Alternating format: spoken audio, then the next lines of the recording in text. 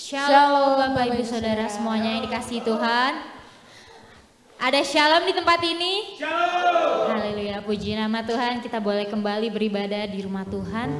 Mari kita satukan hati di dalam doa. Kita mau datang di hadapan Tuhan Yesus yang baik. Terima kasih Bapa atas segala kebaikan-Mu Tuhan, atas segala kemurahan-Mu dan penyertaan-Mu Tuhan di sepanjang hidup kami. Kami bersyukur Tuhan punya Allah seperti Engkau. Kami bangga akan Engkau. Terima kasih Tuhan untuk kesempatan yang indah di pagi hari ini Tuhan menjelang siang. Tuhan Yesus kumpulkan kami di tempat ini Tuhan. Kami bersyukur Tuhan.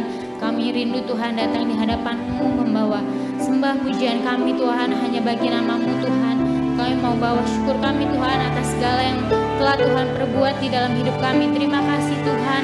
Kiranya Tuhan Kau berkenan hadir Tuhan di atas puji-pujian kami Tuhan. Kami rindu Tuhan merasakan hadirat-Mu. Kami rindu Tuhan mengalami perjumpaan pribadi Tuhan dengan Engkau. Kami percaya Tuhan setiap umat Tuhan yang datang di tempat ini Tuhan akan mengalami Engkau, menerima kuasa-Mu Tuhan. Kami datang Tuhan tidak sama dengan kami pulang. Kami percaya Tuhan kuasa-Mu bekerja Tuhan di tempat ini Tuhan. Tuhan berkati Tuhan, kirimkan jiwa-jiwa Tuhan. Sebab kami tahu Tuhan jiwa-jiwa itu milik-Mu Tuhan. Engkau juga Tuhan yang akan mengirimkannya Tuhan di tempat ini Tuhan. Penuhi tempat ini Tuhan dalam nama Tuhan Yesus. Kami percaya Tuhan kami akan melihat Tuhan banyak jiwa-jiwa berdatangan Tuhan dan mengalami Engkau Tuhan. Terima kasih Tuhan, kami bersyukur Tuhan. Layakkan setiap kami Tuhan di hadapan-Mu Tuhan. Biar kami Tuhan boleh dengan segenap hati kami Tuhan membawa penyembahan kami Tuhan hanya bagi-Mu Tuhan. Nama yang mulia Tuhan, nama yang berkuasa. Terima kasih Tuhan, kami serahkan ibadah ini Tuhan hanya dalam nama Tuhan Yesus yang penuh kuasa. Haleluya, amin. Kita akan menyaksikan VOP. Shalom semua. Di dalam edisi Voice of Pentecost kali ini, kita akan membahas satu topik yang sangat menarik, yaitu teologi kemakmuran, benar atau salah. Mungkin banyak dari kita yang sering mendengar ada seseorang, suatu gereja atau pelayanan yang katanya menganut teologi kemakmuran. GBI Jalan Gatot Subroto pun tidak luput dari anggapan tersebut. Namun, perlu diketahui bahwa gereja kita sama sekali tidak menganut teologi kemakmuran. Supaya kita tidak terjebak di dalam pengajaran tersebut, mari kita sama-sama mempelajari dan memahami 4 hal mengenai hal kekayaan dari kitab Ulangan pasal 7 sampai 9, yaitu saat Tuhan mengajarkan kepada bangsa Israel selama di padang gurun. Yang pertama, kita tidak mengidentifikasikan diri kita berdasarkan kekayaan kita. Di dalam Ulangan 7 ayat 7 jelas mengajarkan bahwa Tuhanlah sebagai pencipta kita yang menentukan harga diri kita, bahwa kita adalah mulia dan berharga di matanya. Yang kedua, kita tidak mencari kenikmatan kita dari kekayaan. Raja Salomo jatuh karena melupakan kenikmatan bersama Tuhan dan mencari kenikmatan dari kesenangan duniawi yang didapat dari keberhasilannya.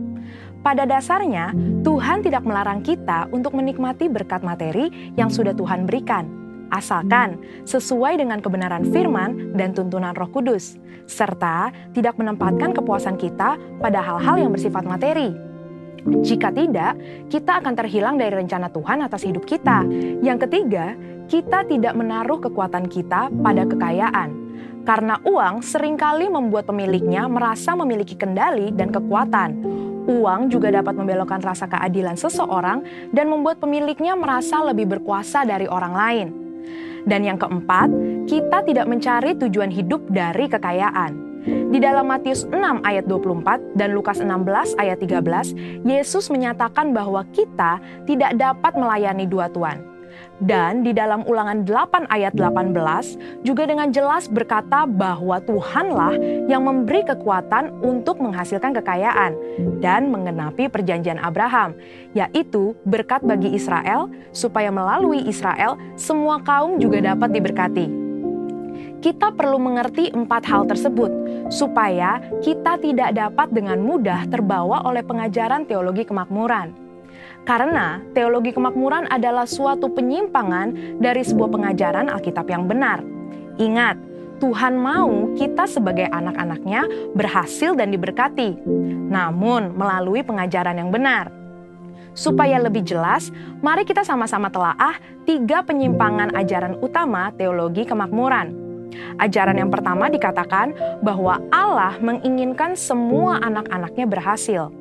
Kalimat ini sebetulnya tidak salah, namun menjadi salah jika dipahami secara ekstrim, yaitu jika kita tidak diberkati atau berhasil, artinya kita bukanlah anak Tuhan. Padahal di dalam Yosua 1 ayat 8 dengan jelas mengajarkan bahwa tolak ukur menilai keberhasilan tidak dapat dinilai secara materi. Sebaliknya, untuk berhasil, kita juga perlu merenungkan, memperkatakan, dan melakukan firman Tuhan di dalam kehidupan kita. Selanjutnya, ajaran teologi kemakmuran yang kedua dikatakan penebusan Yesus di kayu salib adalah penebusan dari kemiskinan, penderitaan, dan sakit penyakit, di mana jika orang tersebut percaya sepenuhnya, maka tidak akan mengalami penderitaan. Tentu hal ini sangat menyimpang, karena teologi kemakmuran berpendapat jika kita mengalami kemiskinan, penderitaan, dan sakit penyakit, artinya kita belum menerima Tuhan di dalam hidup kita.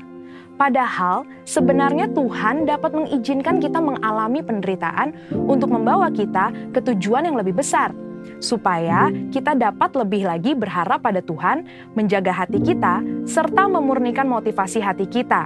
Saya percaya Tuhan mengizinkan hal ini terjadi untuk sebuah tujuan yang lebih besar, dan supaya kita dapat lebih lagi mengalami peranan Roh Kudus di dalam hidup kita, yaitu sebagai pembawa hadirat Tuhan, pemberi kuasa dan kekuatan, serta penghibur di tengah penderitaan. Berikutnya, ajaran teologi kemakmuran yang ketiga adalah mengklaim apa saja yang kita inginkan karena semua kekayaan Allah tersedia bagi kita di dalam Kristus. Ini tidak salah, tetapi menjadi menyimpang ketika dikatakan bahwa sebagai anak Tuhan, kita dapat meminta apapun, tidak peduli apa saja yang menjadi keinginan kita. Mereka juga menggunakan dua ayat Alkitab di dalam Mazmur 37 ayat 4 dan Filipi 4 ayat 19 sebagai dasar pembenaran pandangan pengajaran teologi kemakmuran.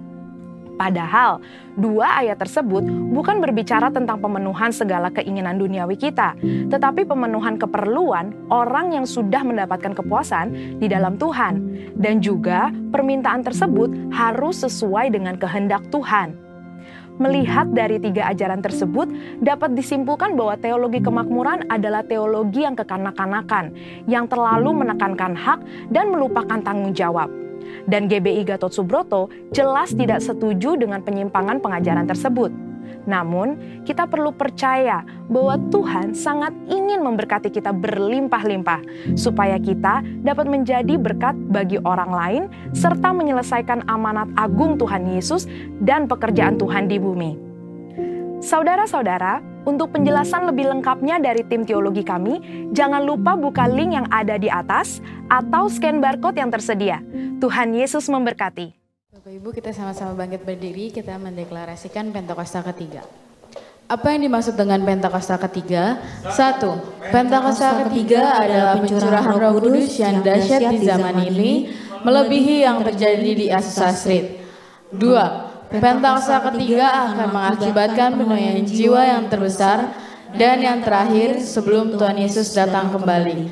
3. Pentakosta ketiga akan membangkitkan generasi Yeremia, yaitu anak-anak muda yang dipenuhi oleh Roh Kudus, cinta mati-matian kepada Tuhan Yesus, tidak kompromi terhadap dosa, dan akan bergerak untuk memenangkan jiwa. 4. Pentakosta ketiga lahir di Indonesia dan bergerak ke bangsa-bangsa. Gerakan ini dari timur ke barat dan akan kembali ke Yerusalem. 5. Pentakosta ketiga akan memberikan kuasa untuk menyelesaikan amanat agung, dan setelah itu Tuhan Yesus datang kembali. Amin. Silakan duduk kembali Bapak Ibu Saudara. Mau masuk lebih dalam lagi dalam hadirat Tuhan.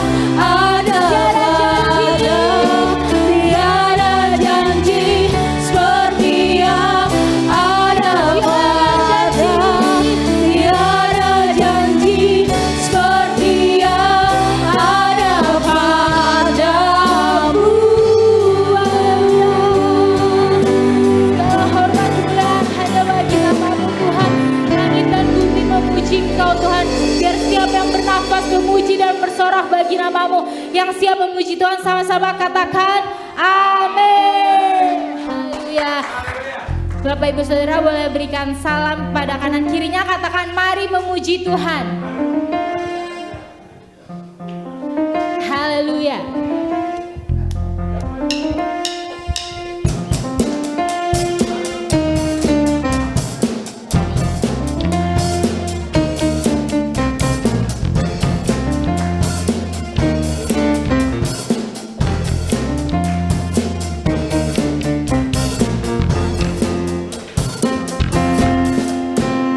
Langit dan bumi pujilah Tuhan, sebab Dia ciptakan semuanya.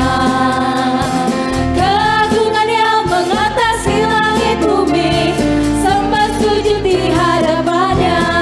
Lagi, langit dan bumi pujilah Tuhan, sebab Dia ciptakan semuanya. Keagungannya mengatasi langit bumi, sembah sujud di hadapannya. Ku puji, ku sembah, ku puji, ku sembah Yesus Kristus Sang Penebusku. Ku puji, ku sembah, ku puji, ku sembah Yesus Tuhan dan Rajaku.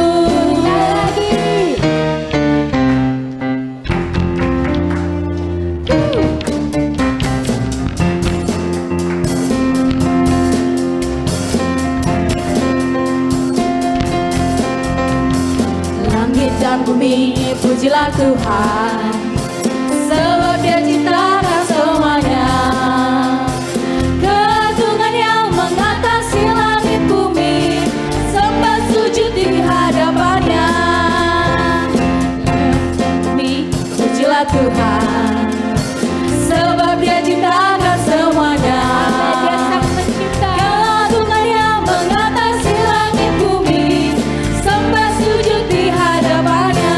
Ku puji Tuhan, ku puji, ku sembah, ku puji, ku sembah Yesus Kristus Sang Penebusku. Ku puji, ku sembah, ku puji, ku sembah Yesus Tuhan dan Rajaku. Sekali lagi kita puji Dia. Ku sembah, ku puji, ku sembah Yesus Kristus Sang Penebusku. Ku puji, ku sembah, ku puji, ku sembah Yesus Tuhan dan Rajaku. Katakan haleluya. Haleluya, amin. Haleluya, amin. Haleluya, amin. Haleluya, amin. Haleluya, amin. Haleluya, amin. Haleluya, amin. Haleluya, amin. Kita katakan haleluya. Tepuk tangan di atas kepala, amin. Haleluya, amin. Haleluya, amin. Haleluya, amin. Haleluya, amin. Haleluya, amin. Haleluya, amin. Haleluya, amin. Haleluya, amin. Haleluya, amin. Haleluya, amin. Haleluya. Kita mau lebih lagi serukan namanya, amin. Amin.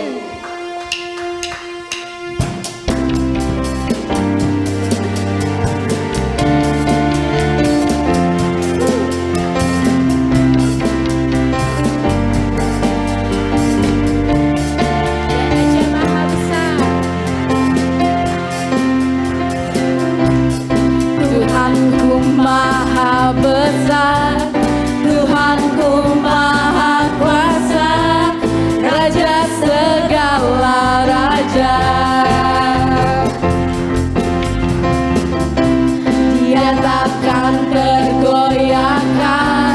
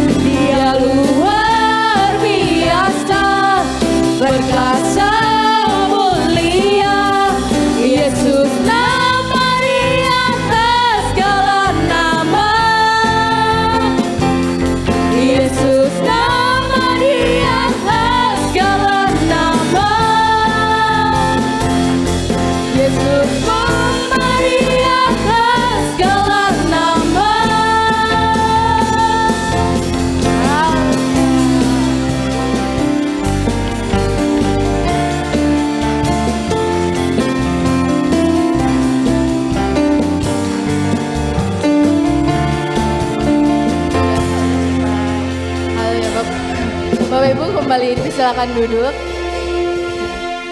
Kita mau siapkan hati kita untuk mendengarkan firman Tuhan.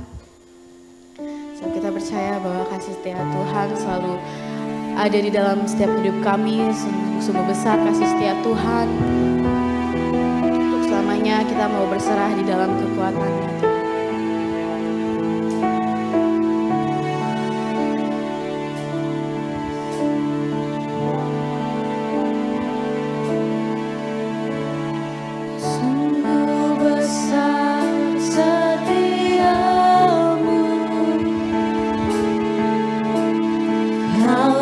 Nyatakan bagiku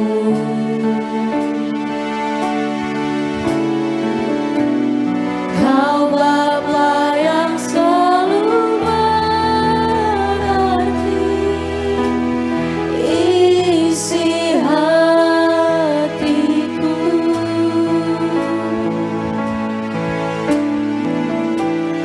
Kemuliaan-Mu Kau janjikan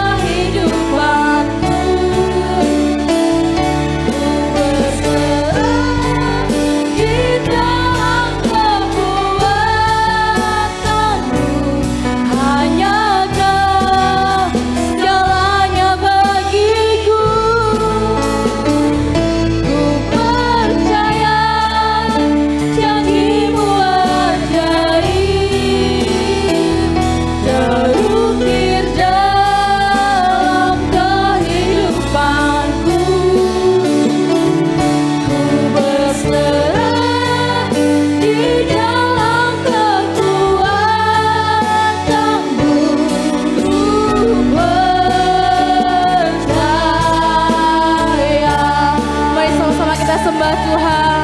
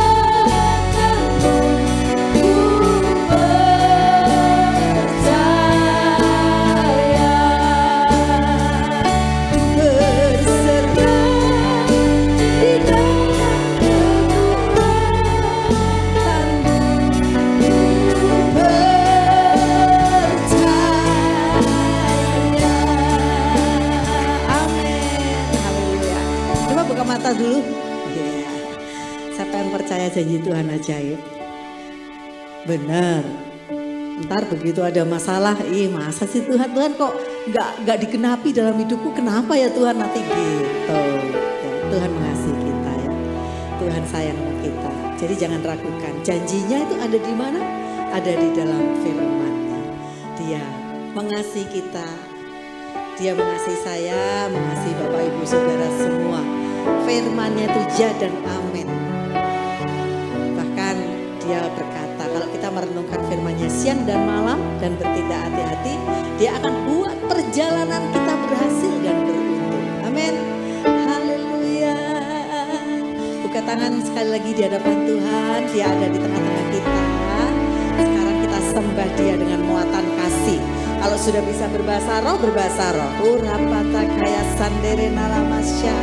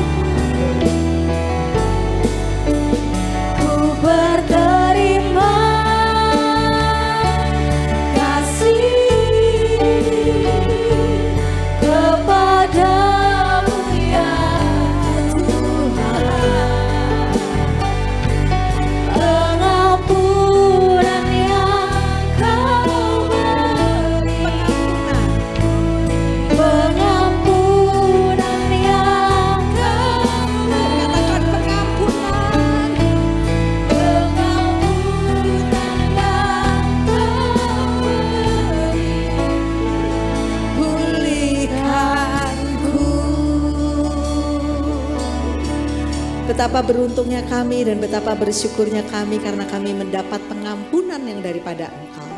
Kami sangat lemah, kami seringkali Tuhan mendukakan Engkau. Tapi pada siang hari ini kami datang di hadapan-Mu dan kami minta ampun. Engkau pun mengampuni karena Engkau mengasihi kami. Kami bersyukur ya Tuhan, kami bersyukur padamu. Makasih, sebentar kami akan belajar kebenaran firman-Mu Tuhan. Layakkanlah hamba-Mu, layakkan kami semua untuk mengerti tuntunan-Mu di akhir zaman ini. Supaya kami menjadi mempelai yang siap menantikan kedatangan Tuhan Yesus yang kedua kali. Bahkan tidak hanya itu, kami bersama-sama ikut menyelesaikan amanat agung-Mu. Menuntaskan amanat agung-Mu dengan sesuai dengan calling kami, destiny kami di dalam Engkau. Sebab pilihan-Mu atas kami gak pernah salah Tuhan. Kami bersyukur untuk segala kebaikan-Mu. Terpujilah nama-Mu ya Tuhan. Waktu ini kami serahkan ke dalam tangan-Mu. Engkau baik, Engkau akan menuntun kami, Engkau akan memimpin kami. Berkati semua instrumen yang kami pakai, device, listrik, Tuhan berkati semua. Terima kasih Bapak, tutup bungkus juga ruangan ini dengan kuasa darah Yesus. Di dalam nama Tuhan Yesus, semua yang percaya berkata, amin, amin. Ya. Mungkin tadi itu ya meterannya drop, ada over kapasitas kali ya. Apakah ini sudah nyala yang sini AC? Sudah ya? Oke, cuman memang udaranya cukup panas berarti ya. Oke. Seorang teman memberikan fotonya di Surabaya sempat 41 derajat. Seperti itu. Tapi puji Tuhan ya, kita semua baik-baik saja karena kemurahan Tuhan. Tadi bukan apa-apa, saya rasa hanya meterannya aja itu ya. Off gitu. Oke, semua bersukacita pada siang hari ini. Ya, saya mau lihat wajah-wajah yang bersukacita. Haleluya ya. Tuhan Yesus mengasihi kita ya. Kita jangan sampai kita bilang bersukacita tapi muka kita cemberut gitu ya. Beri senyum yang termanis dulu kanan kirinya biar nggak tegang cheese. Iya. Iya. Biar cantiknya kelihatan, gantengnya kelihatan gitu ya. Oke. Teman-teman semua, kita gereja Tuhan. Tuhan memberikan satu perumpamaan gereja Tuhan itu seperti mempelai. Siapa yang sudah pernah mendengar hal ini coba lambaikan tangannya. Mempelai. Itu satu perumpamaan yang Tuhan Yesus berikan supaya kita itu mudah memahami. Di sini ada pasangan yang akan menikah. Akan menikah ya. Saya sebutkan aja saudara Gary dan saudari Olive ya. Minggu depan mereka akan menikah, akan diberkati Tuhan. Nah, persiapannya ini itu banyak banget. Ya, persiapannya banyak banget. Ya, tapi puji Tuhan kalau sekarang kan nggak dilakukan sendiri. Kita ada wedding organizer yang membantu, ada yang ini keluarga besar yang membantu gitu ya. Waktu saya menikah dulu ya, kami menikah waktu menikah yang di Jember saya, itu kita melakukan sendiri. Kita melakukan sendiri. Jadi begini, adik rohani saya, sahabat saya, teman-teman tahu semua yang minggu lalu suaminya menyampaikan firman Tuhan di sini, Pak Daniel Guan Hong ya. Itu namanya, istrinya namanya yang adik rohani saya itu namanya sama seperti saya, Marta juga. Dia married bulan September. Waktu dia mau married, belum ada WO-WO-an gitu, gak kayak sekarang. Urus sendiri semua, kita bantuin, datain siapa lagi ya tak yang belum ada diundang, pokoknya semua kita anak-anak saya bantuin. Nah setelah itu bulan berikutnya bulan Oktober giliran saya merit, dia bantuin juga. Jadi saling bantu membantu gitu ya teman-teman. Nah persiapan satu pernikahan itu pasti sesuatu yang sangat penting. Pernikahan di dunia ini penting di hadapan Tuhan. Tuhan Yesus banyak memberikan gambaran tentang culture-nya di Israel ya. Perumpamaan-perumpamaan yang diambil itu culture-nya di Israel. Jadi jangan protes gini, kok begini ya, masa gereja diumpamakan mempelai, maksudnya apa? Yaitu contoh-contoh yang Tuhan ambil itu berdasarkan culture di Israel waktu itu. Nah, Tuhan berikan satu gambaran bahwa gereja Tuhan ini mempelai wanita. Gereja Tuhan ya, bukan pribadi lepas pribadi gitu ya. Dan Tuhan Yesus sendiri adalah mempelai pria dari surga. Dikatakan pada saat dia datang kedua kali, dia mempelai pria itu harus mendapati mempelai wanita dalam keadaan kudus, tidak bercacat. Kalau dalam zaman pernikahan sekarang dilayani dulu, dituntaskan dulu, mau babak belur di situ dulu. Nanti Tante Marta yang ayo saling mengampuni kan gitu.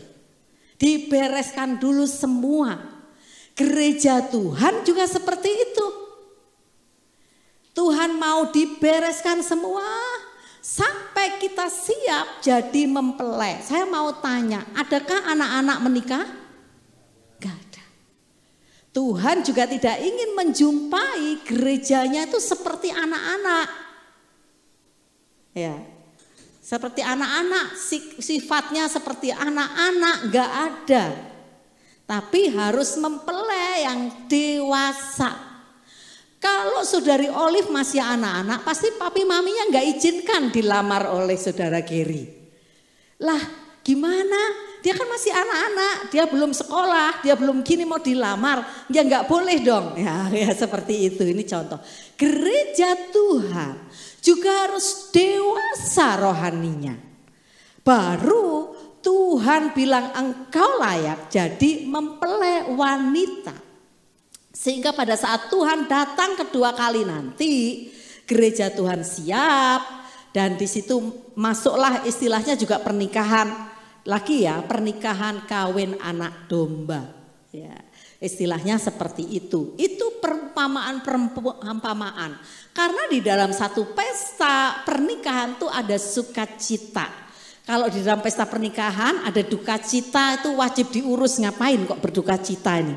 Jangan-jangan ada hal yang gak beres gitu ya.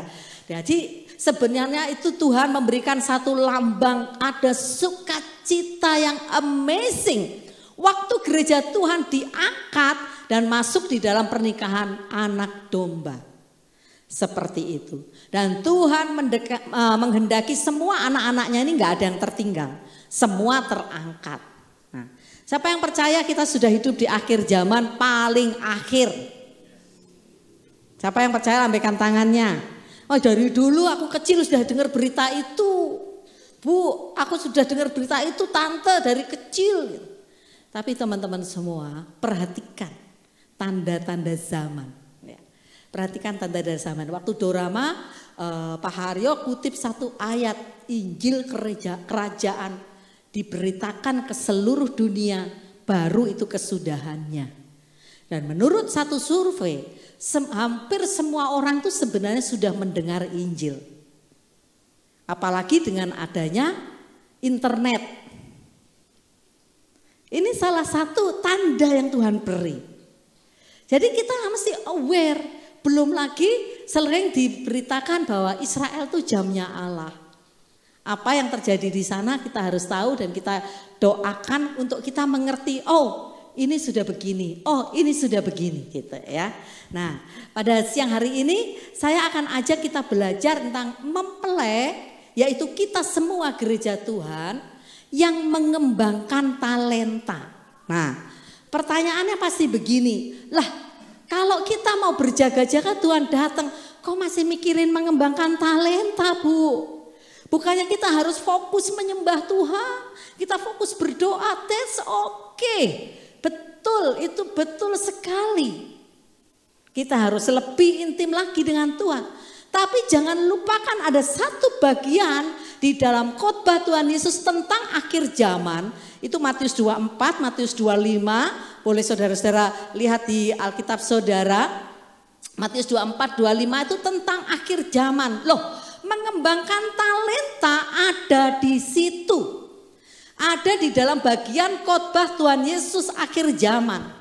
Ya, berarti Tuhan Yesus juga masih mikirin kita harus mengembangkan talenta di akhir zaman ini. Tujuannya apa? Dengan apa yang kita kembangkan, apa yang bisa kita kita gali dalam diri kita lebih efektif lagi menuntaskan amanat agung. Sebenarnya tujuannya Tuhan itu. Kita mau belajar bersama-sama di sini. Jadi bukan tidak rohani kalau saudara-saudara hari ini, wah aku ada kesempatan ambil S2. Ya Tuhan mau datang ngapain ambil S2? Gak ada lagi yang berpikir seperti itu. Kalau Tuhan beri kesempatan, itu artinya waktu ada, biaya ada, why not? Kenapa enggak? Waktu adik-adik Maikom bilang, tante aku kepingin lanjut S2, bilang papa mamamu. Kalau Tuhan izinkan, kalau papa mamamu izinkan, lanjutkan aja sambil bekerja nggak apa-apa. Sheryl dan akhirnya ya, tadi ngobrol dengan saya, dia sudah mulai nyusun tesis, sudah di bab 4. Ya, seperti itu, sudah di bab 4 bagian penelitian ya. Butuh 80 responden tante ya berdoa. Masih dapat berapa? 40 ya. Selesaikan aja. Tapi dia juga tetap melayani Tuhan, tetap intim dengan Tuhan. Teman-teman semua, kalau kita dibilang berjaga-jaga nih, berjaga-jaga ya, Tuhan mau datang, banyak berdoa ya, itu betul. Tapi bukan berarti kita ngumpul aja di gereja, kita ngumpul terus di Zoom, kita gini terus. Bukan berarti hanya itu, jangan ditipu dengan itu. Itu harus kita lebih banyak berdoa itu harus lebih intim dengan Tuhan. Seperti Ibrani katakan, jangan tinggalkan pertemuan-pertemuan ibadah. Justru lakukanlah dengan giat di akhir zaman ini. Betul, tapi bukan berarti begitu terus. Kalau kita ngumpul terus nih, misalnya Om Haryo bilang gini, Tuhan mau datang ya, jadi kita berdoa terus di gereja yuk. Terus kita semua berdoa terus di gereja. Satu kali di Bandung ada seperti itu. Di Bandung satu kali ada seperti itu. Teman-teman tahu enggak? Yang datang bukan Tuhan Yesus. Yang datang siapa? Polisi. Yang datang polisi. Itu dari mana-mana. Kalau enggak salah namanya Pondok Nabi ya. Nah, Pondok Nabi. Ya itu terlalu rohani dan sampai rohana gitu tuh ya. Jadi setiap hari ngumpul di situ dari Kupang, dari mana seluruh Indonesia ngumpul. Itu tahun 2003 atau 2000 lama deh, ada yang belum lahir tahun itu. Nah seperti itu di Bandung. Nah kemudian ya benar, tidak lama kemudian dibubarkan sama polisi. Alasannya juga apa? Tuhan mau datang. Jadi kita ngumpul terus, yang dari Kupang jual tanahnya, pergi ke situ ngumpul. Yang dari mana lagi jual asetnya, ke situ ngumpul. Nggak ngapa-ngapain. Jadi cara mempelai Tuhan, gereja ini menantikan Tuhan Yesus datang kedua kali, tidak seperti itu. Kita jangan ditipu oleh kuasa kegelapan dengan, maksudnya jangan ditipu dengan pikiran kita sendiri mereka-reka seperti itu. Tapi jujur pemimpinnya memang nextnya saya sempat dengar di Papua juga sudah agak melenceng-lenceng, sudah menyebut dirinya Rasul Paulus kedua atau bagaimana. Jadi hati-hati ya, hati-hati dengan semua pengajaran, hati-hati. Ayo kita kembali ke firman Tuhan, bagaimana Tuhan Yesus mengajarkannya. Matius 24-25 itu satu catatan yang penting kalau saudara-saudara mau belajar akhir zaman. Jangan menurut hamba Tuhan A, B, C, tapi menurut Tuhan Yesus di situ bilang apa itu yang paling penting. Ya, tidak harus itu hamba Tuhan A bilang gini, hamba Tuhan B bilang gini. Tapi yang paling penting perhatikan Tuhan Yesus bilang apa. Dan salah satunya di Matius 25 Tuhan Yesus menyebutkan kita justru harus mengembangkan talenta. Yuk kita baca dulu Matius 25. Ya, tulisannya terlalu kecil kah? Masih bisa baca ya? Ya, kalau saya mungkin yang nggak bisa baca. Oke, saya lihat sini aja. Matius 25 ayat 14 sampai 30 kita baca bergantian ya. Supaya kita tetap semangat ya. Matius 25 ayat 14 sampai 30. Saya akan baca ayat genap, Bapak Ibu Saudara yang ganjil demikian bergantian ya. Sebab hal kerajaan surga sama seperti seorang yang mau bepergian ke luar negeri yang memanggil hamba-hambanya dan mempercayakan hartanya kepada mereka. Sama-sama.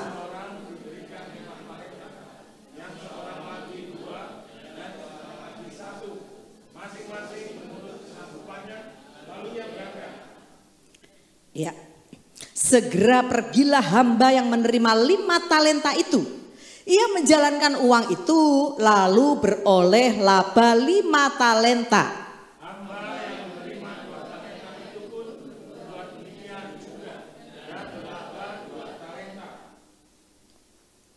Tetapi hamba yang menerima 1 talenta itu pergi dan menggali lubang di dalam tanah lalu menyembunyikan uang tuannya.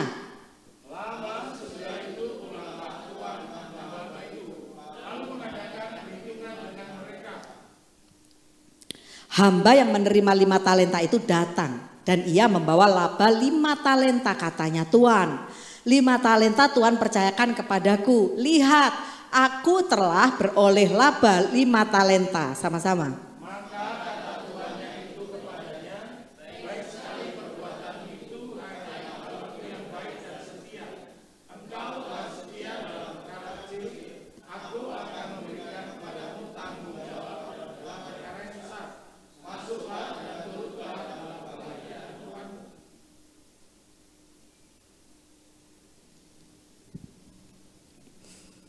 Lalu datanglah hamba yang menerima 2 talenta itu, katanya Tuhan, 2 talenta Tuhan percayakan kepadaku. Lihat, aku telah beroleh laba 2 talenta.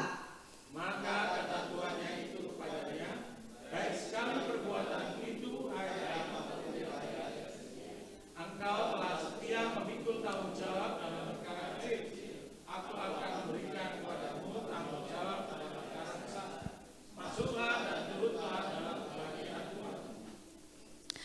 Kini datanglah juga hamba yang menerima 1 talenta itu dan berkata, Tuan, aku tahu bahwa Tuan adalah manusia yang kejam, yang menuai di tempat di mana Tuan tidak menabur dan yang memungut dari tempat di mana Tuan tidak menanam.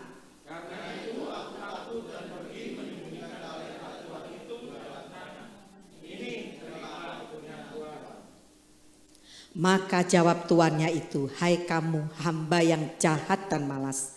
Jadi kamu sudah tahu bahwa aku menuai di tempat di mana aku tidak menabur dan memungut dari tempat di mana aku tidak menanam.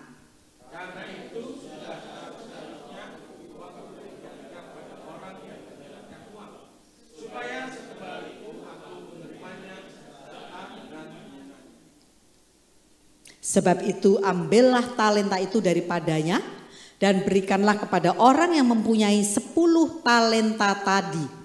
Karena orang yang mempunyai kepadanya akan diberi, sehingga ia berkelimpahan. Tetapi siapa yang tidak mempunyai, apapun juga yang ada padanya akan diambil daripadanya. Oke, sama-sama. Dan campakkanlah hamba yang tidak berguna itu ke dalam kegelapan yang paling gelap.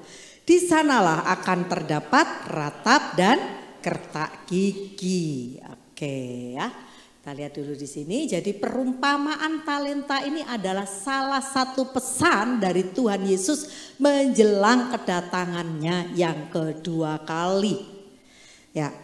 Mengelola talenta adalah salah satu cara kita, salah satu cara ya, tidak hanya ini tapi salah satu cara kita berjaga-jaga menjelang kedatangan Tuhan. Memang kita berdoa harus, intim dengan Tuhan harus, beribadah korporat begini harus. Tapi bukan itu terus yang dilakukan. Kita mesti ingat kita harus menuntaskan amanat agung. Dan untuk menuntaskan amanat agung kita juga butuh keluar ke dunia marketplace kita, kemana Tuhan utus, di mana Tuhan tempatkan kita. Di situ kita berjaga-jaganya dengan cara harus mengembangkan talenta yang Tuhan percayakan kepada kita. Kalau kita lihat perumpamaan tadi, 1 dikasih 5 talenta, kemudian yang kedua dikasih berapa? 2 talenta, yang ketiga dikasih berapa? 1 talenta. Jadi masing-masing orang itu sebenarnya ada talenta yang Tuhan berikan. Memang di sini talenta diumpamakan uang karena memang mata uang waktu itu. Kalau dalam satu perhitungan saya pernah baca 1 talenta itu kalau tidak salah itu sekitar 6.000 dinar kalau tidak salah. Kalau upah harian itu misalnya 1 dinar 1 hari dan kita kurskan rupiah misalnya 1 hari 25.000 aja. Itu ternyata 1 talenta itu sudah kira-kira 150 juta. Ini dengan perhitungan kasar yang seperti itu dengan perumpamaan saya ya. Nah teman-teman saya mau tanya uang 150 juta itu sedikit atau banyak? Halo? Halo sedikit atau banyak? Ada yang bilang gini lah cuma segitu mah buat apa? Buat modal juga gak cukup. Ada yang begitu? Ya. Banyak. Ada banyak hal yang bisa kita lakukan dengan 150 juta.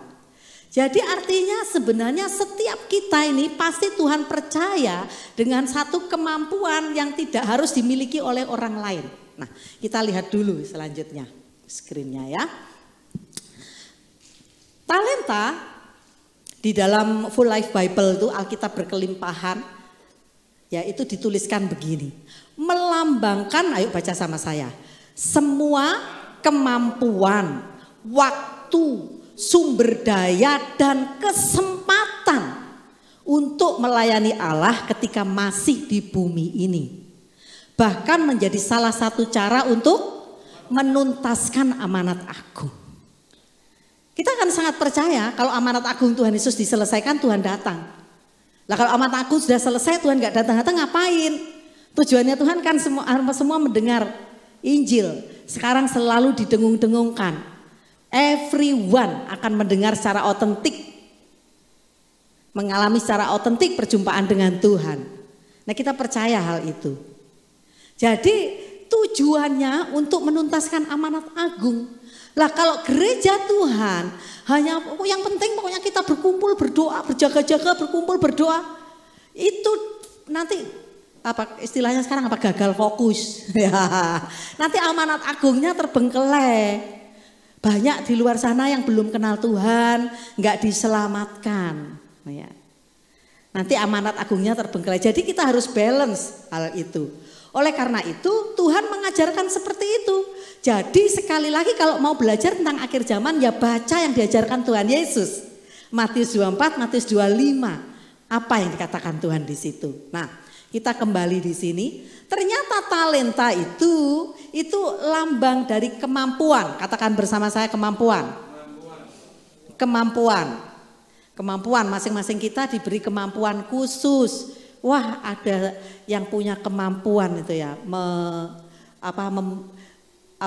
Mencampur ini itu sampai jadi oli buat mobil saudara bagus. Nah, itu dengan merek tertentu. Ada di sini yang punya kemampuan di situ. Kalau saya nggak ngerti, saya ngertinya bawang putih dicampur bawang merah, ya, dicampur dengan garam, gitu. Jadi masakan gitu ya. Ada yang punya kemampuan apalagi di sini, gitu ya. Banyak sekali ya, punya kemampuan khusus. Masing-masing kita berbeda. Kemudian yang nggak kalah pentingnya di sini ternyata talenta berbicara tentang apa setelah kemampuan? Waktu. Untuk waktu halo sama loh, 24 jam. Ada di sini yang punya waktu hanya 20 jam? Gak ada sehari. Semua kita sama 24 jam. Dalam waktu 24 jam yang sama Tuhan berikan itu, kita pakai untuk apa? Menurut satu survei,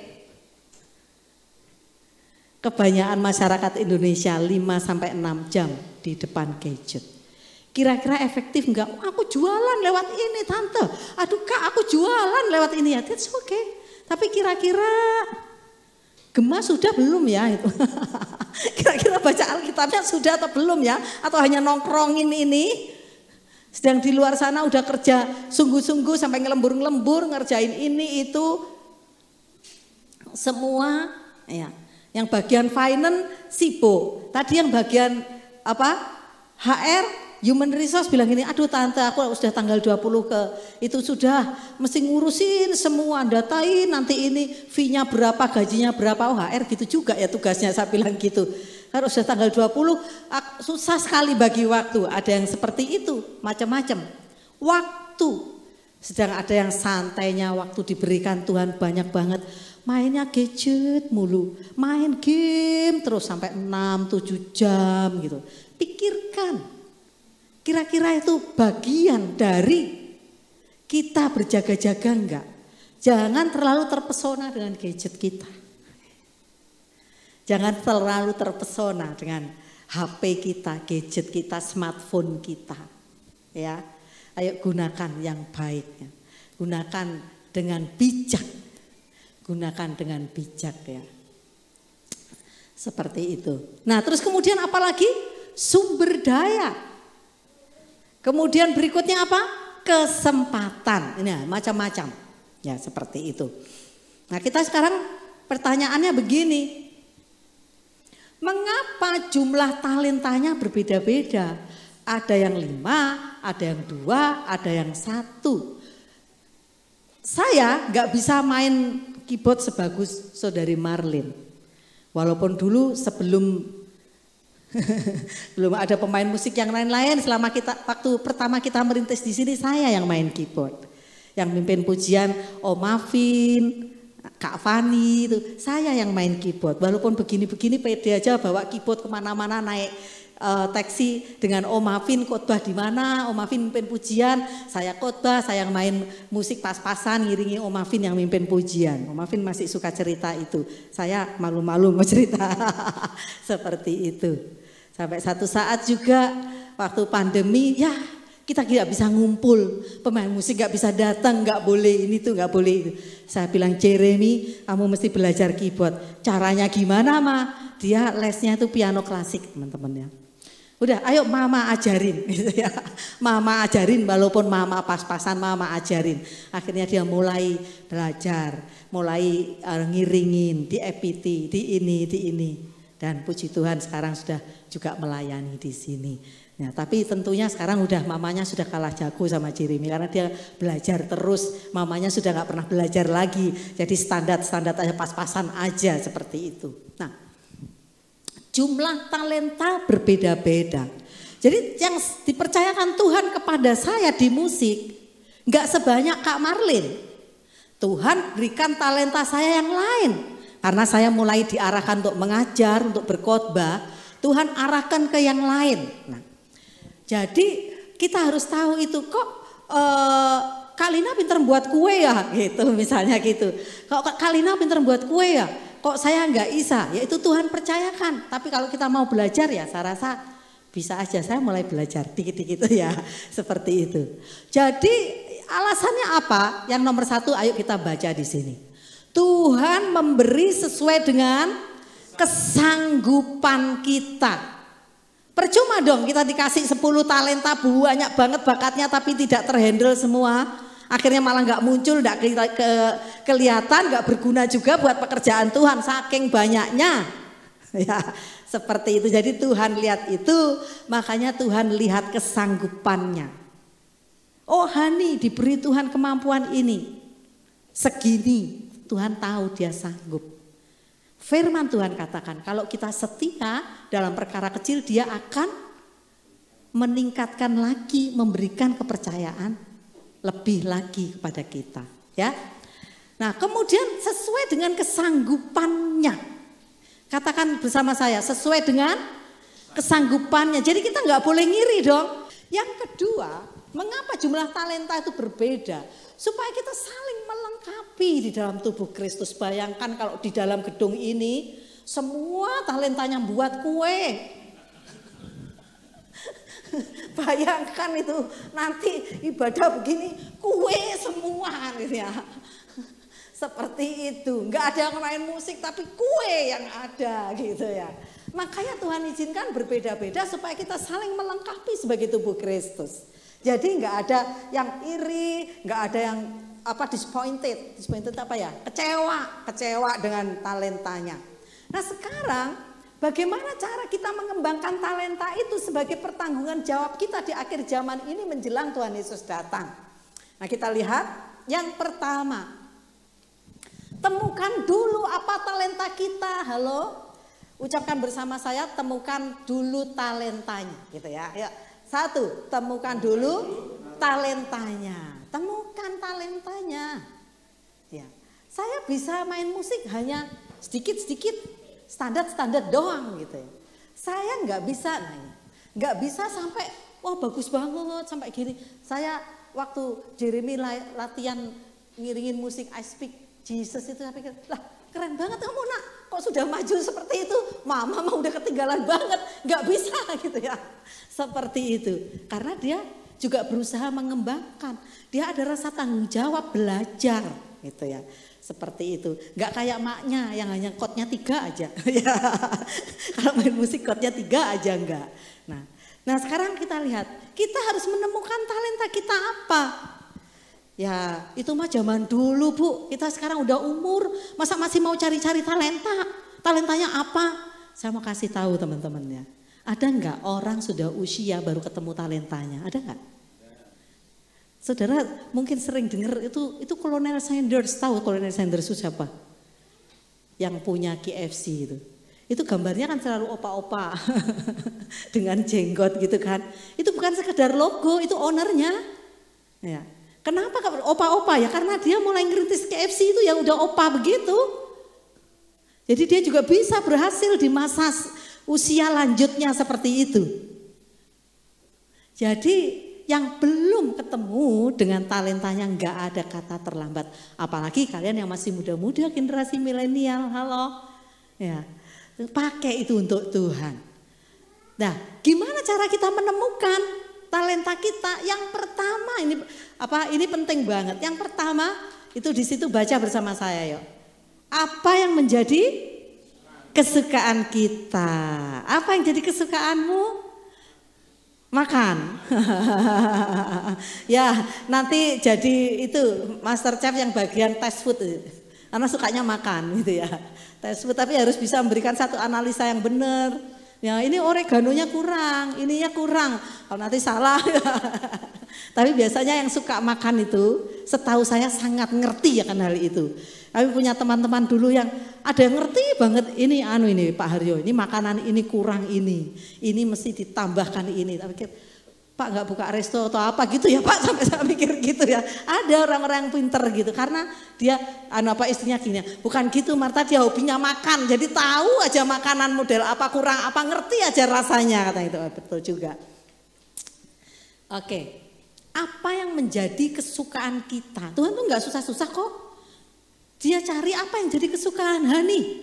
Dulu waktu dia masih SD atau SMP ya, sukanya make upin orang, aku mau make upin orang tante gitu. Dia make upin gitu ya. Saya pikir juga siapa yang ngajarin ya, anak tahu pinter make upin. Kan lihat kakaknya kali ya, Kak Ica kan biasa make upin orang seperti itu. Dan itu luar biasa, dimulai dari kesukaan. Pasti Ica melakukan itu karena dia suka. Nah, jadi dimulai dari kesukaan. Beberapa minggu yang lalu Pak Daniel Guan Hong sampaikan begini. Waktu dia bekerja di satu perusahaan. Dia karyawan ya, bukan pemiliknya pemilik perusahaan itu. Perusahaan itu tiba-tiba tutup cabangnya yang di Medan, tutup cabangnya yang di sini. Karena memang sudah enggak tercover. Jadi harus perampingan seperti itu. Otomatis pemasukannya pertama berkurang 30%, kemudian 40%, kemudian 50%, dan kemudian sangat-sangat berat kebutuhan hidupnya, sedang anaknya masih kuliah di yang nomor 1 masih kuliah di Harvest apa satunya, Pelita Harapan ya, di UPH, yang kemudian yang kedua masih di Prasetya Mulia ya, kan cukup menguras itu juga itu ya. Nah saudara-saudara, dan beliau bilang, Tuhan apa yang harus kami lakukan? Kalau kami hanya melakukan ini berat, bisa-bisa anak-anak mesti berhenti dulu kuliahnya, terminal dulu kuliahnya. Tapi waktu mereka sepakat berdoa, tapi teman-teman ya saya mau cerita ya, itu enggak tiba-tiba nemu seperti itu. Tuhan bilang begini, apa yang ada padamu, lakukan itu. Dia mikir apa yang ada pada kita ya gitu ya. Istrinya coba membuat sambal botol gitu. Aku kan bisa masak Kak, membuat sambal botol ya. Seperti sambalnya Bu Rudi itu loh Kak, dibotolin gitu. Nah kemudian namanya sama dengan saya, istrinya itu. Ini sambalnya kalau aku kasih nama sambal Ibu Marta gimana? Om Yoyo langsung ini, jangan, bukan karena sama-sama namanya Marta, nanti enggak laku. Karena kita kan menjangkau semua orang, kalau sambal Ibu Marta gitu nanti kurang, nggak laku, yang yang bukan orang Kristen nanti segen mau beli gitu. Nah karena dia namanya Marta Ratnawati, saya Marta Widiani, oke sambal Ibu Ratna, lebih netral gitu ya, sambal Ibu Ratna. Sambal Ibu Marta nggak boleh, bukan karena namanya sama loh ya, tapi faktor itu tadi nggak netral konsumennya nanti gitu ya. Nah, tapi ternyata itu pun nggak berhasil. Saya cerita ini supaya kita tahu orang itu nggak tiba-tiba berhasil, itu enggak. Terus hari itu pun nggak berhasil. Dan apa dong yang ada padamu? Oh, kebisaan membuat kue. Dia suka membuat kue dan mampu membuat kue. Saya tahu itu sejak dia anak muda. Sampai sekarang anaknya yang nomor 1 sudah menikah. Yang nomor 2 sudah bekerja.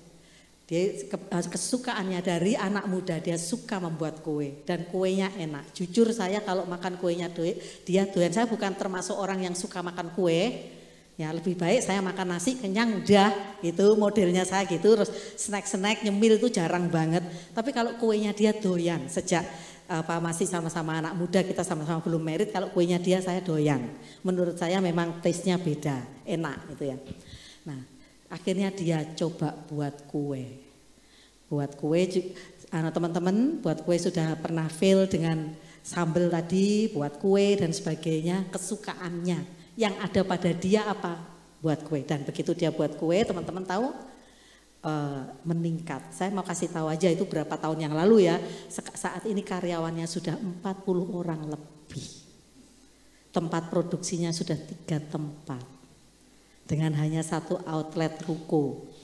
Ya, karena yang pesan banyak dari hotel-hotel untuk breakfast itu bisa ribuan piece kue. Dan jumlah itemnya sudah kira-kira 80-an kue.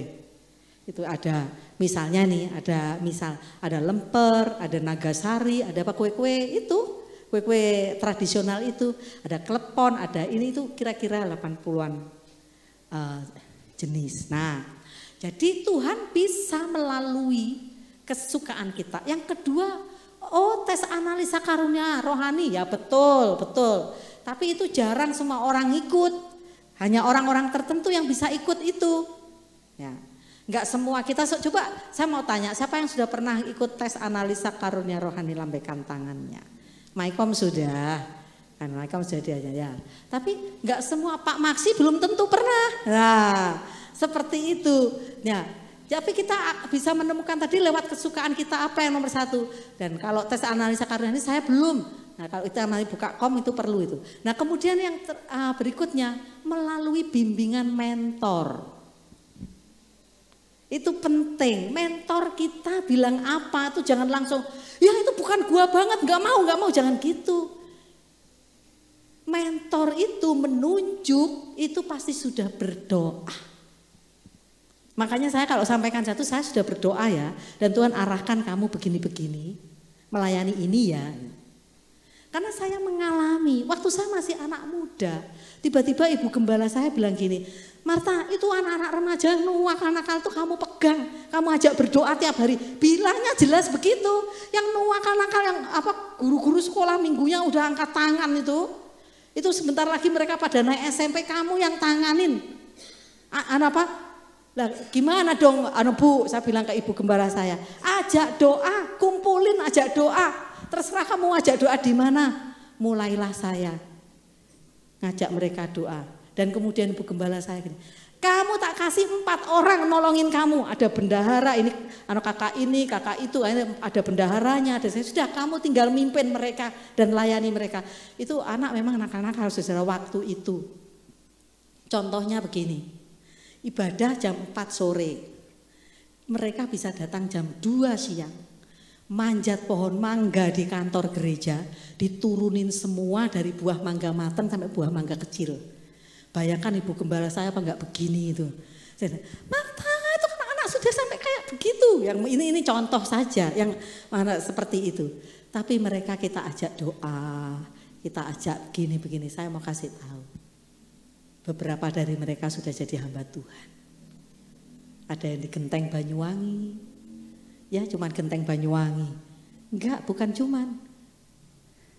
Ada lagi yang sudah di Sydney, Australia. Dan mereka semua sampai sekarang cinta Tuhan. Akhirnya itu jadi satu komunitas anak-anak muda di situ. Saya baru tahu, jadi saya ini punya karunia melayani di anak-anak muda.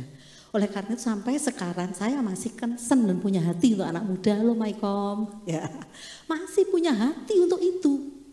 Karena sejak itu ibu gembala saya, mentor saya yang tahu. Tapi saya nggak ngerti tadinya, yalah ngapain ini anak-anak model begini yang sudah ditolak guru-guru sekolah minggunya, saya suruh ngajak doa gitu kan. Nah, sekarang yang lanjutnya. Yang kedua, belajar, berlatih dan praktekkan itu harus. Kalau Tuhan percayakan kita, saya percaya bahwa Ibu Marta Daniel tadi yang punya kue weji itu, dia bukan berarti sudah berhenti, enggak, dia akan tambah itemnya, terus tambah belajar, akhirnya dia tambah bakery. Sekarang ada roti, ada donat juga, tadinya hanya kue-kue tradisional. Karena ada orang yang tanya, Kak, ambil kursus dong? Enggak sih, belajar sendiri, diulang-ulang belajar, masih belajar. Itu cara kedua kita mengembangkan talenta kita. Shelly Man, gadis kecil, kena polio, tapi dia setia berlatih berenang. Tujuan mamanya supaya tangan kakinya enggak kaku dan bisa bertumbuh dengan baik. Tapi karena dia rajin, akhirnya gadis kecil yang polio ini menjadi seorang peraih medali emas renang gaya kupu-kupu di Olimpiade tahun 1956. Bukan untuk yang difabel loh ya. olimpiade umum. Gaya kupu-kupu itu bukankah gaya yang termasuk sulit? Kalau yang gini-gini gaya dada lah hampir semua orang bisa. Ya. Gaya kupu-kupu polio karena dia berlatih. Nah lanjut ya. Yang ketiga, apa yang dilakukan? Setia dengan apa yang Tuhan percayakan. Amsal 25 ayat 13, yuk kita baca. Seperti sejuk salju di musim panen. Demikianlah pesuruh yang setia bagi orang-orang yang menyuruhnya. Ia menyegarkan hati tuan-tuannya. Waktu pemegang 5 talenta, 2 talenta setia mengembangkan, tuannya seneng gak? Seneng. Setia itu penting. Jadi jangan kebayang kita kerja setiap hari pindah sono, pindah sini. Ya. Hari ini aku kerja di Indofood, nanti bulan depan aku kerja di mana lagi ya. Bulan berikutnya ngelamar lagi, pindah sono lagi. Temennya nanti sudah jadi national manager, dia tetap apa di situ sales atau apa nanti. Setia itu penting teman-teman. Penting setia itu. Kalau mau pindah perusahaan berdoa sungguh-sungguh, memang Tuhan suruh atau enggak? Setia itu penting. Karena dengan setia kita ini akan ketahuan, tekun, lakukan dengan baik sampai akhirnya kita benar-benar menguasai bidang itu. Akan menguasai bidang itu ya. Jadi setia itu penting. Katakan bersama saya setia. Setia ya. Oke. Saya akan tunjukkan seorang penyanyi yang saya senang banget dengarkan suaranya ya. Penyanyi ini penyanyi rohani namanya Jonathan McReynolds. Ya, satu kali saya mendengar penyanyi ini sebenarnya dia nggak ngapa-ngapain, dia nyanyi dengan baik. Nanti kita lihat cuplikan videonya ya. Nyanyi dengan baik, dengan talent yang dari Tuhan. Tapi dalam satu podcast gitu saya mendengar seorang penyanyi Indonesia yang bukan anak Tuhan. Dalam satu wawancara dia ngomong ke hostnya, saya terinspirasi dari Jonathan McReynolds. Siapa itu? Hostnya bilang itu penyanyi rohani Kristen. Loh, you kan bukan Kristen, enggak apa-apa. Tapi saya terinspirasi dari warna suaranya, cara dia membawakan lagu. Saya bilang, makanya kamu keren banget nyanyinya juga suaranya. Sampai saya sudah ngomong ke Pak Haryo, ini orang kok keren banget ya suaranya ya. Karena kalau lihat papinya kan komedian gitu loh ya. Dan dia juara waktu itu ajang se-Asia atau apa, pokoknya prestasi yang bagus lah. Oh, suaranya keren gitu. Nah saudara, kenapa bisa seperti ini? Saya mau kasih tahu ya. Khususnya milenial dengarkan, Mycom dengarkan. Waktu kamu tanggung jawab dengan talenta yang dari Tuhan. Di akhir zaman ini, perhatikan mengembangkan talenta itu bagian dari kita berjaga-jaga di hadapan Tuhan. Kalau kamu diurapi Tuhan, ditambah keintimanmu dengan Tuhan, kamu sanggup menembus tembok-tembok sekuler di sana. Dan menuntaskan amanat agung Tuhan Yesus. Siapa yang mau berjanji itu di hadapan Tuhan, lambaikan tangannya. Hai, kamu yang Mycom, kamu punya banyak kesempatan. Anak youth, ya. Bang Toku masih muda, boleh Bang. Bassnya bisa memberkati di sekuler sana, menembus tembok sana. Lydia masih muda, ayo semua kita. Segera saya akhiri, rewardnya apa? Perhatikan tadi ayat 21, Matius 25 ayat 21.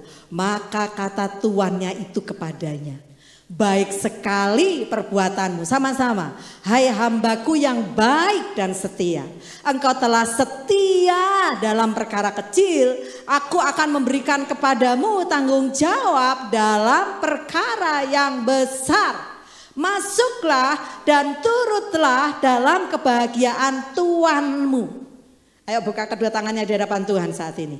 Ini, lihat tangannya. Apa yang Tuhan percayakan di tanganmu? Kamu yang tahu bersama Tuhan dan bilang, aku mau setia Tuhan. Nanti waktu aku setia dalam perkara kecil, Tuhan akan percayakan perkara besar. Amin, amin, puji Tuhan ya. Itu janji Tuhan dan turut dalam kebahagiaan Tuhanmu. Makanya ini dibawa ke pesta pernikahan, anak domba mempelai. Nah sekarang demikian juga ada punishment. Ya, saya salah nulisnya, jangan punishment kali, warning, peringatan ya. Peringatan di ayat yang ke-10. Baca sama-sama. Dan campakkanlah hamba yang tidak berguna itu ke dalam kegelapan yang paling gelap. Di sanalah akan terdapat ratap dan kertak gigi. Hei, saya mau kasih tahu keselamatan bisa hilang.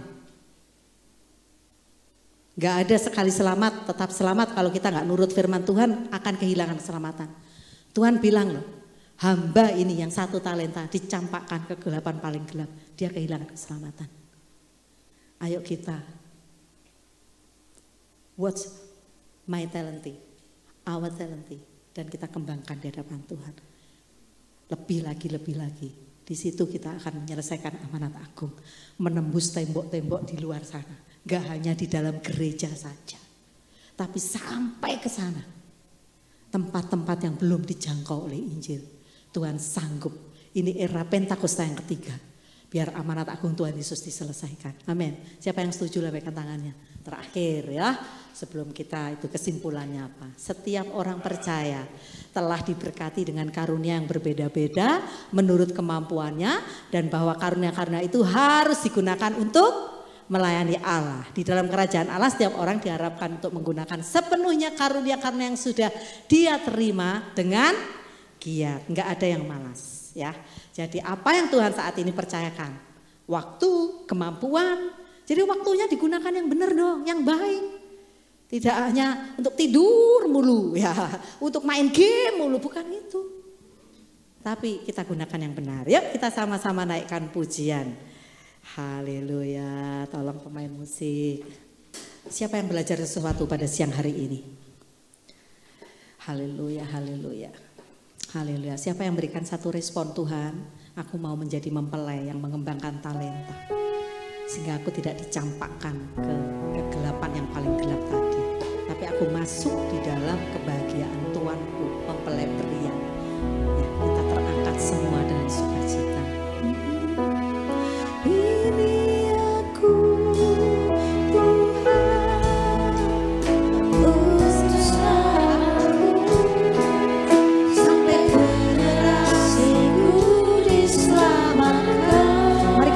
berdiri sama-sama.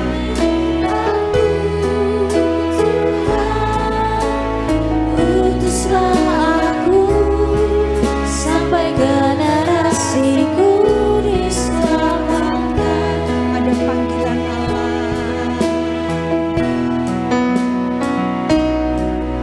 Ada panggilan Allah. Ada panggilan Tuhan.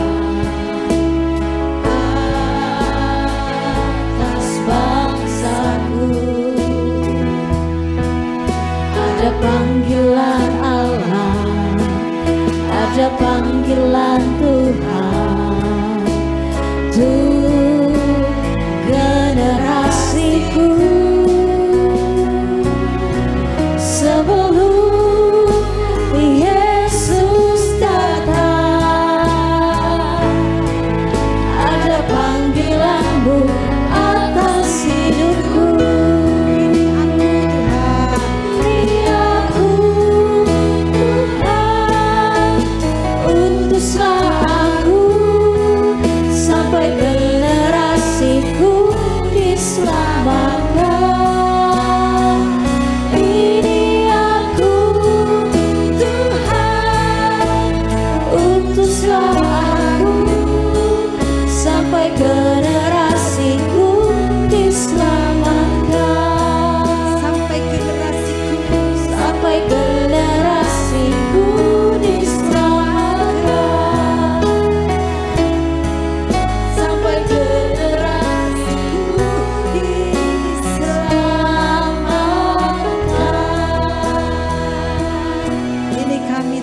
Utuslah kami, berikan kami satu kerinduan, satu passion dari Roh Kudus-Mu untuk mengembangkan talenta, melipat gandakan talenta yang Tuhan percayakan kepada kami. Karena itu bagian dari kami berjaga-jaga sebelum Tuhan Yesus datang. Sehingga kami sama-sama boleh menuntaskan amanat agung-Mu dengan kekuatan yang daripada Engkau. Kami bukan hamba yang dicampakkan ke dalam kegelapan, tapi diangkat Tuhan dan kebahagiaan Tuhan. Waktu Engkau datang kedua kali, Engkau mendapati kami. Kami kami semua boleh melipat gandakan talenta kami. Yang 5 jadi 10, yang 2 jadi 4, yang 1 bahkan bisa jadi 10. Bukan hanya di tanah. Bagi Tuhan tidak ada yang mustahil. Hanya Tuhan mencari orang yang mau menyerahkan hatinya dengan sungguh-sungguh dan mau dipakai Tuhan. Di kantor kami, di perusahaan kami, Tuhan, di tempat kerja, di sekolah, di kampus, Tuhan biar kami boleh menjadi berkat di sana. Kami boleh menembus tembok-tembok sekuler karena kami Tuhan pakai Tuhan. Urapan-Mu Tuhan menyertai kami. Roh Kudus-Mu memampukan kami. Segala pujian dan hormat hanya bagi Engkau. Di dalam nama Tuhan Yesus kami sudah berdoa. Amin. Silakan Pak Aryo. Amin. Silakan duduk Bapak Ibu saudara yang dikasihi Tuhan. Mari siapkan persembahan kita. Kita akan memberikan persembahan kita kepada Tuhan. Mari kita berdoa. Bapa, kami berterima kasih untuk siang hari ini.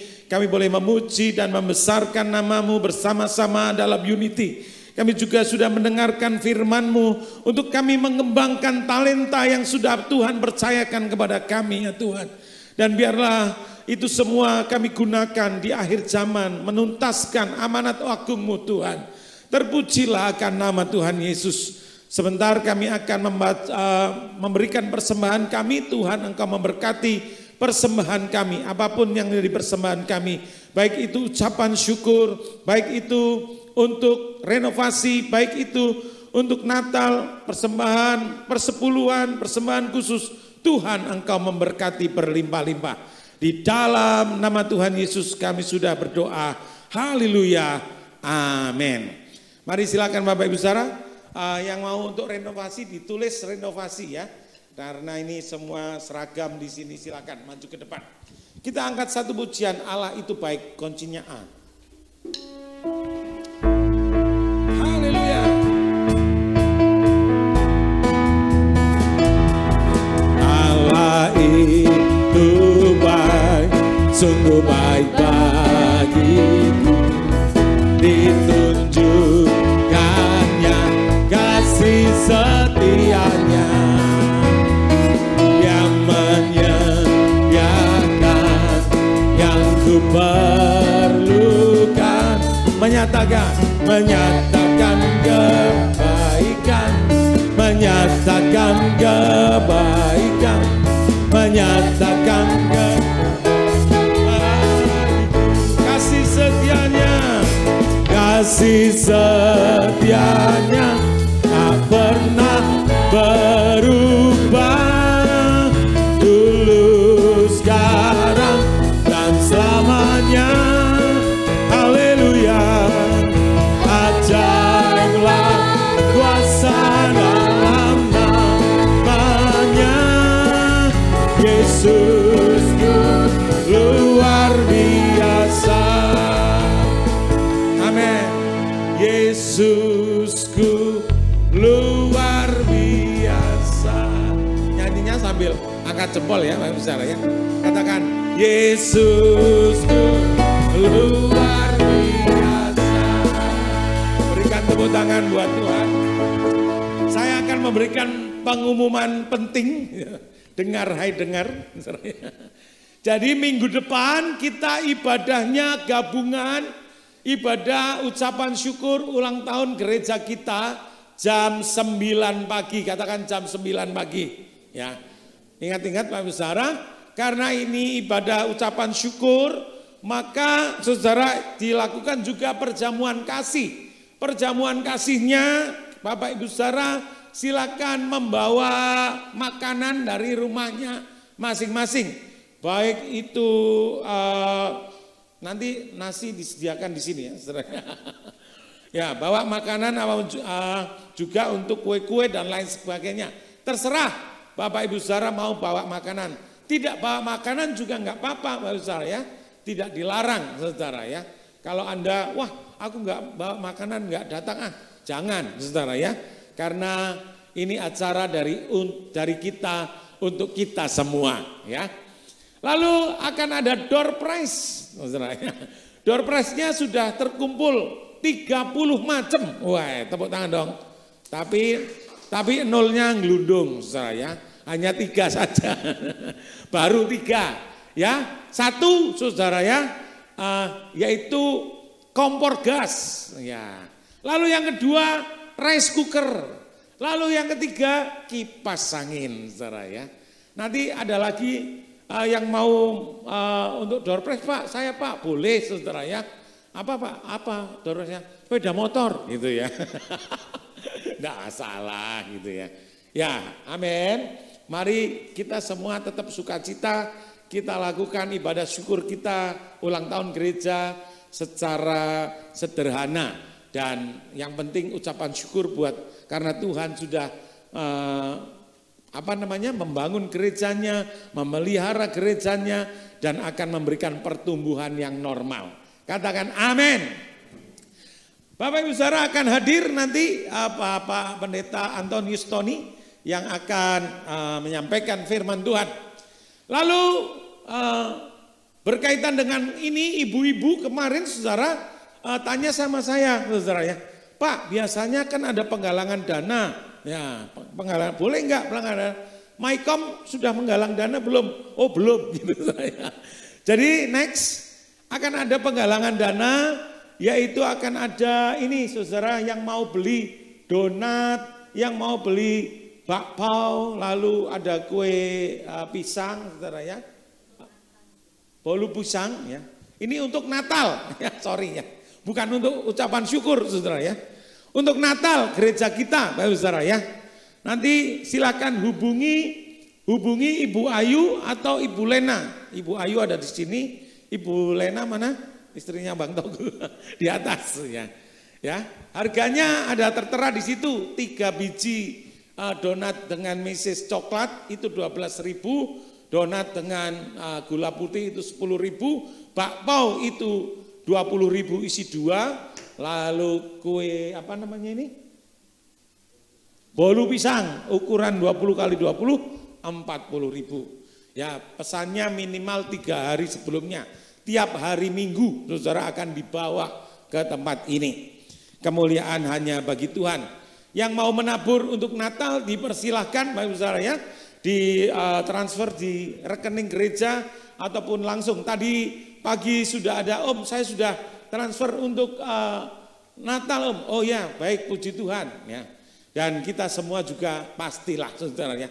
Karena ini acara dari kita untuk kita. Pasti kita akan tanggung bersama-sama dan Bapak Ibu saudara diberkati untuk memberkati. Katakan diberkati untuk memberkati. Ya. Ya, amin. Saudara ini bukan teologi kemakmuran saudara ya. Kalau di teologi kemakmuran tuh diberkati ya untuk saya sendiri. Tetapi kita diberkati untuk memberkati. Natal kita tanggal 17 Desember jam 5 sore di Hotel El Royal Kelapa Gading, Bapak saudara ya. Next, doa pagi hari Selasa, Kamis dan Sabtu jam 5 pagi sampai jam 6. Khusus untuk hari Sabtu dihimbau Bapak Ibu saudara untuk semua ikut mendukung acara Natal. Juga tim PW, saudara tim PW juga diwajibkan untuk ikut doa pagi. Ya, Sabtu pagi kan kalau hari kerja mereka kerja. Ya, kalau Sabtu kan weekend libur bisa ya. Ya, selama ini kan ya tim PW saudara nggak ada doa enggak doa bersama-sama, enggak datang dorama ya. Mari kita datang di doa pagi minimal seminggu sekali hari Sabtu. Yang mengerti katakan amin. Haleluya. Lalu hari Kamis hari Rabu ada dorama onsite, hari Kamis ada doa wanita atau ibadah wanita, hari Jumat Azusa Prayer Tower dan minggu depan kita akan ibadah jam berapa Bapak Ibu saudara? Jam 9 pagi. Haleluya. Mari kita bangkit berdiri bersama-sama. Haleluya. Mari kita mengucap syukur kepada Tuhan. Ku bersyukur padamu Tuhan, buat kasih setiamu di dalam hidupku. Anugerahmu besar bagiku, setiap langkahku. Ku memujimu. Sekali lagi katakan, syukur padamu Tuhan, buat kasih setiamu di dalam hidupku. Anugerahmu besar bagi di setiap langkahku. Ku memujimu, ku memujimu, ku memujimu, ku memujimu, ku memujimu.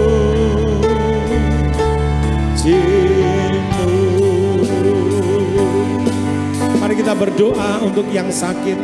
Kira lama-lama ya syanggara lama-lama. Engkau adalah Yehova Rafa, Allah yang menyembuhkan. Saat ini kami berdoa bersama untuk Ibu Nita yang masih terbaring di rumah sakit RSPAD. Tuhan, Engkau telah memberikan kemajuan. Bahkan infus sudah dilepas. Tuhan, Engkau sempurnakan kesembuhan Ibu Nita dalam nama Tuhan Yesus. Ibu Nita akan kembali beraktivitas seperti sedia kala. Oh Tuhan, Engkau sembuhkan kakinya secara ajaib, normal, bisa berjalan lagi dalam nama Tuhan Yesus. Kami juga berdoa untuk saudara-saudara yang lain yang mungkin saat ini sakit. Tuhan, Engkau menyembuhkan. Oh Tuhan, terima kasih Tuhan, terima kasih. Kemuliaan hanya bagi Tuhan. Yang sakit ekonominya juga sembuhkan dalam nama Tuhan Yesus. Tuhan, kami memberkati anak-anak-Mu Tuhan. Oh mereka semua ya Tuhan, juga yang sudah memberikan persembahan bersepuluhan. Janji firman-Mu dikatakan tingkap-tingkap langit akan dibukakan. Oh Tuhan, bukakan tingkap-tingkap langit bagi mereka ya Tuhan. Berkati semuanya Tuhan. Terima kasih Tuhan, terima kasih Tuhan, terpujilah akan nama-Mu. Oh Rabasyakara Labadakara, kami berdoa juga untuk Indonesia. Lawatlah Indonesia dari Sabang sampai Merauke, dari Miangas sampai Pulau Rote. Tuhan, Kau melawat bangsa kami. Akan ada sukacita besar atas bangsa kami. Pulau-pulau bertepuk tangan, desa-desa memuji-muji nama Tuhan. Karena ada nama Yesus di dalamnya. Juga untuk pemilihan presiden yang akan datang, Tuhan, Engkau memilihkan yang berasal dari Tuhan saja. Yang takut akan Tuhan, yang nasionalis, cinta NKRI ya Tuhan. Terima kasih Bapa, terima kasih Tuhan. Dan sebentar kalau kami akan berpisah satu dengan yang lain, berkat Tuhan turun atas kita semua. Oh Rabasyakara Labarabarabar, mari kita buka tangan kita di hadapan Tuhan. Tuhan memberkati engkau berlimpah-limpah. Oh tangan Tuhan menyertai engkau dan melindungi engkau, meluputkan engkau daripada malapetaka, dan kesakitan tidak menimpa engkau. Berkat Bapa, berkat Anak, berkat Roh Kudus di dalam nama Tuhan Yesus turun atas kita semua hari ini sampai Maranatha, sampai selama-lamanya. Di dalam nama Tuhan Yesus orang percaya berkata amin, amin, amin. Selamat siang, selamat hari Minggu. Tuhan Yesus memberkati kita semua. Amin.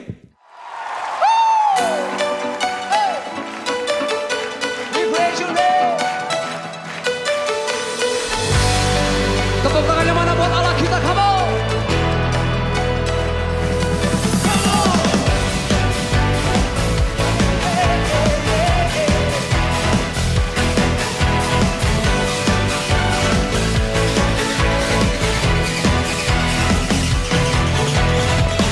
Pelukis cakrawala